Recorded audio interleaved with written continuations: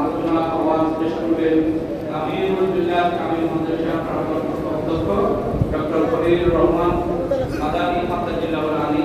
তিনি দেখছেন ইতিমধ্যেই আসন গ্রহণ করেছেন।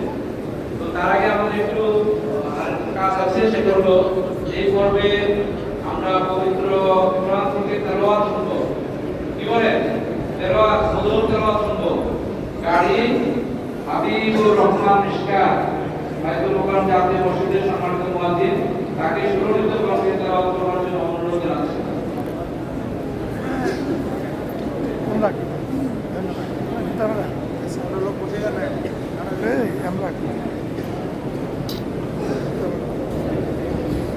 সবটা একটা নয়।